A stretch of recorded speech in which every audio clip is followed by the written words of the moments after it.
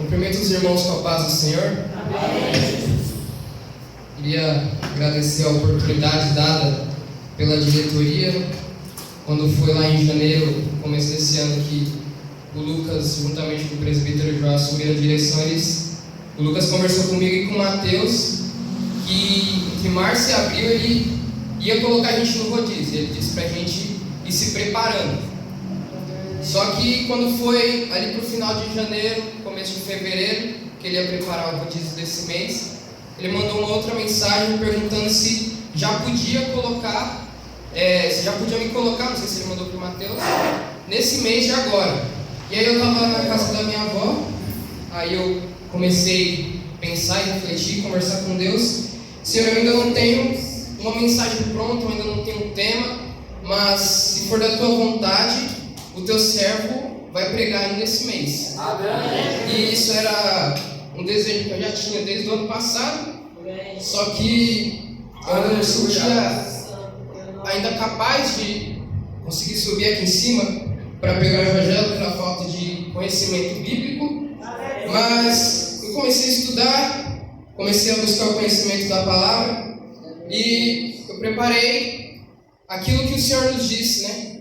Ide e pregar o evangelho a toda criatura, para que todo aquele que nele crê não pereça, mas tenha vida eterna. Então, como cristãos, essa é a nossa missão aqui na terra.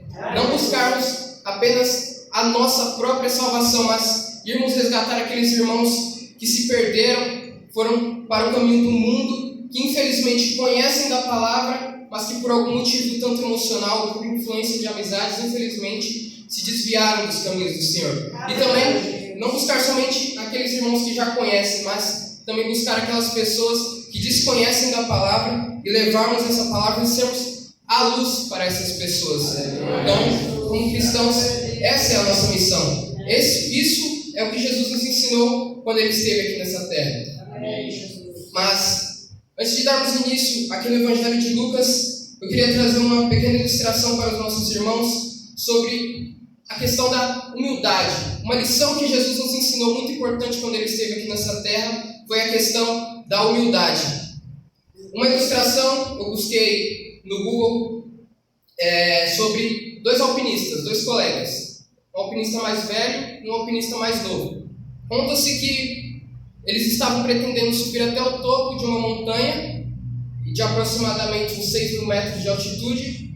E chegando lá, quando eles conseguiram, aquele alpinista mais novo, ele começou a pular, a saltar de felicidade, a comemorar. Só que, para surpresa dele, aquele alpinista mais velho, mais experiente, virou para ele e disse: não, pare, abaixe-se. Então, aquele alpinista mais novo, sem entender muito bem o que ele queria dizer, perguntou: mas como assim? Nós conseguimos chegar até aqui em cima, nós atingimos nosso objetivo. Por que eu não posso pular de felicidade?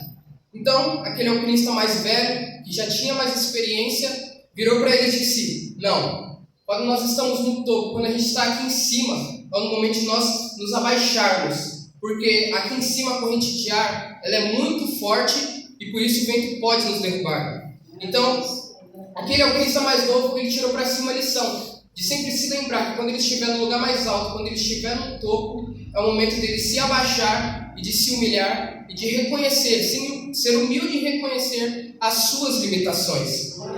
E a humildade, irmãos, ela é uma qualidade muito importante, porque o humilde ele reconhece que ele é dependente de Deus, que nada que ele tem, que nada que ele possui, seja dons, seja talentos, seja coisas materiais, vem dele, mas tudo isso provém de Deus. E quando eu digo humildade, eu não digo financeiramente falando. As pessoas às vezes confundem humildade com a questão de dinheiro, com aquelas pessoas mais pobres. Não, a humildade ela é uma virtude que consiste em você ter a consciência das suas próprias fraquezas, das suas próprias limitações e reconhecer isso e jamais se sobrepor sobre outras pessoas, jamais você se projetar sobre ela e muito menos você querer se sair melhor do que elas. É essa a humildade, essa é a lição que Jesus nos deu em Lucas 14, no verso 11, quando ele diz: porque qualquer que a si mesmo se exaltar, será humilhado, e aquele que a si mesmo se humilhar,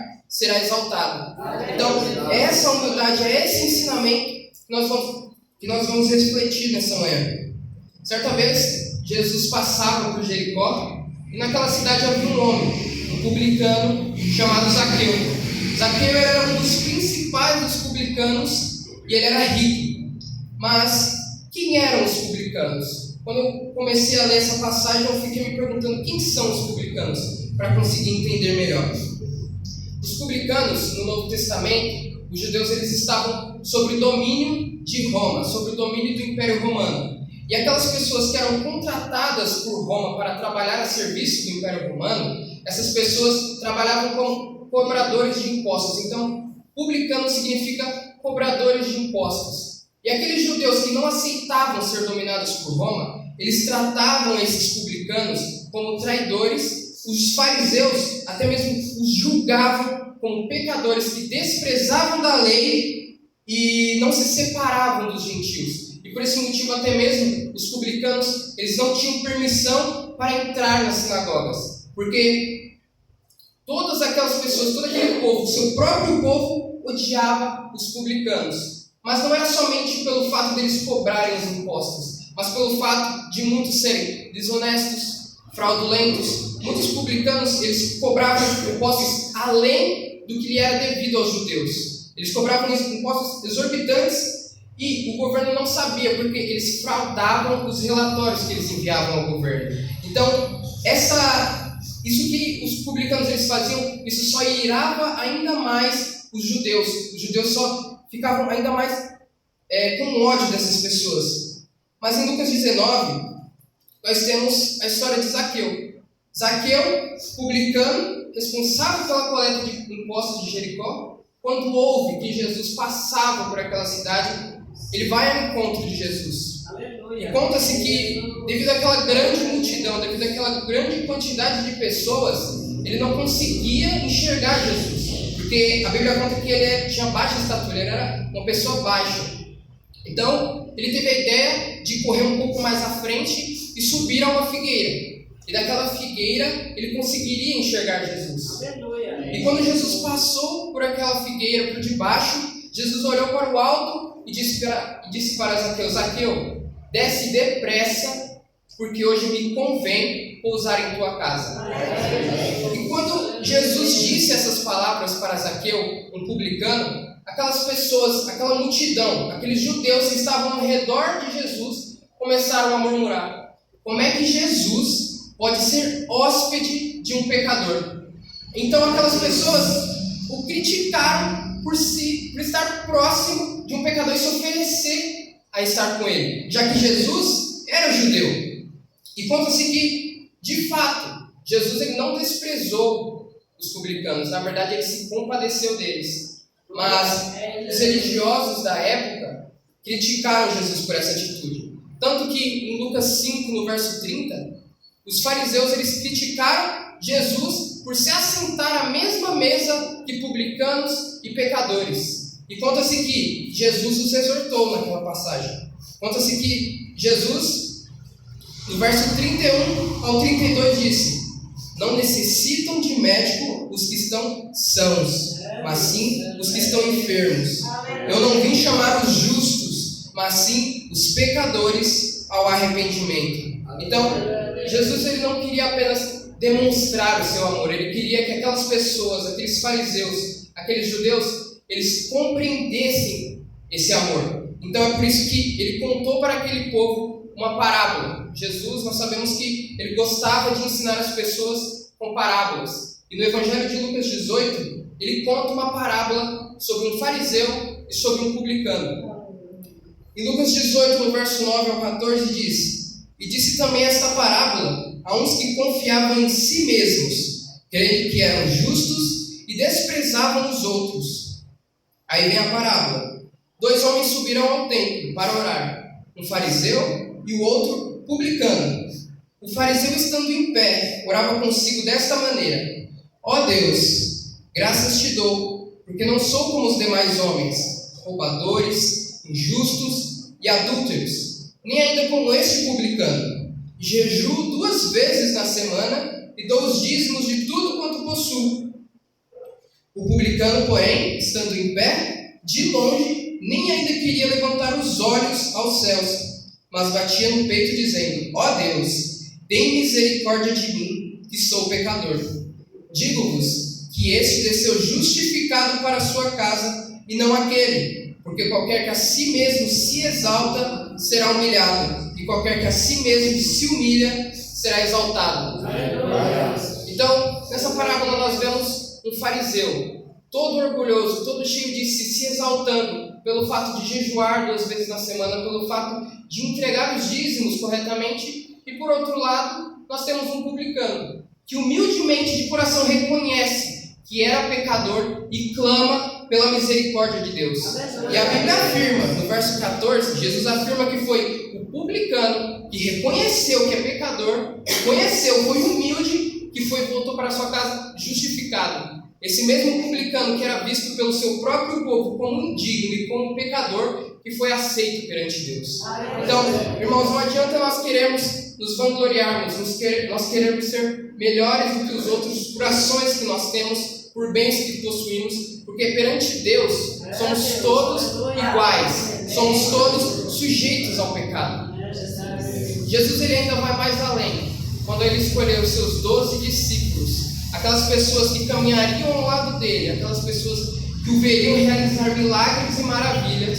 Jesus escolheu um publicano chamado Mateus.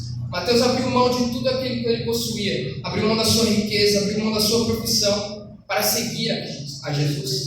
E é isso que Jesus quer de nós, que abrimos mão daquilo que nos afasta de Deus, aquilo que nos afasta de Cristo. Assim como Mateus, nós devemos abandonarmos tudo aquilo que nos impede de estarmos na presença de Cristo. Mas Mateus, ele não perdeu com isso, ele não perdeu com essas perdas, porque quando ele se aproximou de Deus, quando ele deixou tudo aquilo que estava para trás, toda aquela vida, Jesus o concedeu uma nova vida. Aquela vida que antes era vista pelo seu próprio povo como alguém indigno, como um traidor, como um pecador, a sua nova vida ao lado de Jesus é ser visto pelo seu próprio povo como um aceito e reconhecido como um escolhido pelo Filho de Deus. Então, a presença de Jesus, ela nos transforma assim como transformou a vida de Mateus. Com essas ações, com esses ensinamentos, Jesus queria mostrar que todo aquele que se apresentar perante o Pai, com humildade de coração e profundo arrependimento, será bem visto e recebido por Deus. Quando Deus faz uma exortação à igreja de Laodiceia, em Apocalipse 3:17, aquelas pessoas não estavam sendo humildes, irmãos, elas estavam sendo soberbas. Quando nós lemos no versículo 17, diz o seguinte: pois vocês dizem, estou rico e abastado, e não preciso de coisa alguma, mas não sabeis que és infeliz, miserável, pobre, cego e nu. É interessante essa passagem porque aqui nessa exortação a gente percebe que aquele povo achava que não precisava mais de Deus, aquele povo achava que já tinha tudo, que já tinha sabedoria o suficiente. Mas Deus nos exorta dizendo: como vocês acham que já têm de tudo, que já são tão bons assim, que já têm tanto conhecimento, que já são prósperos, tanto materialmente quanto espiritualmente, Deus diz que na verdade eles estão nus. Ou seja, irmãos, todos nós, todos os dias, nós somos dependentes de Deus. Somos dependentes da graça e da bondade de Deus. Se nós estamos aqui hoje, nessa manhã, se nós estamos aqui vivos, com saúde, é porque Ele é o dono da vida. É porque Ele nos deu a oportunidade de estarmos aqui. Nós temos que ser humildes em reconhecer que sem Ele nós não somos nada, mas que com Ele nós podemos tudo. Na presença dEle, nós sabemos que tudo nós podemos fazer. E nós precisamos, irmãos, de todos os dias buscarmos um renovo, porque nós, como seres humanos, como descendentes de Adão, todos nós estamos sujeitos à nossa natureza pecaminosa. Então, nós precisamos buscar cada dia que Deus nos capacite, nos abençoe cada dia, para que não venhamos pecar, mas sempre buscarmos a presença de Deus. E que por um acaso nós venhamos pecar, que nós possamos dobrar os nossos joelhos e clamar a Deus por misericórdia, assim como aquele publicano, e reconhecermos que somos pecadores. Portanto, irmãos, nós precisamos buscar mais o Espírito Santo. Nós precisamos buscar mais o poder de Deus, tirarmos o foco do homem, dos grandes pregadores, tirarmos o foco dos grandes cantores e focarmos em Deus. Reconhecermos que somos dependentes dele e não acharmos que somos poderosos porque tudo vem dado certo na minha ou vem dando certo na sua vida. Porque quando somos dependentes de Deus, Ele nos usa, Ele nos guia, Ele nos capacita cada dia mais. Agora, quando a gente acha que já é bom o suficiente, quando nós deixamos Deus em segundo plano, quando nós abrimos mão de estarmos na casa de Deus para estarmos em festas, abrimos mão de estarmos na presença de Deus por conta de amizades, por conta de problemas emocionais, e nós ficamos longe da presença de Deus, e além disso nos exaltamos assim como aquele fariseu que se exaltava só porque jejuava 2 vezes na semana e só porque jejuava o dízimo. Estamos assim como ele, caminhando para o fracasso. Então, irmãos, essa é a palavra que Deus tem para nós essa manhã, essa palavra de exortação, para que humildemente, de coração, nós reconhecemos quão falhos nós somos e que quando erramos, nós devemos dobrar o seu joelho no chão e, assim como aquele publicano, clamarmos a Deus por misericórdia. Clamarmos a Deus para que Ele venha nos usar, para que Ele venha aumentar a nossa fé e nosso entusiasmo para sempre estarmos aqui na casa de Deus, o adorando e o servindo a cada dia mais.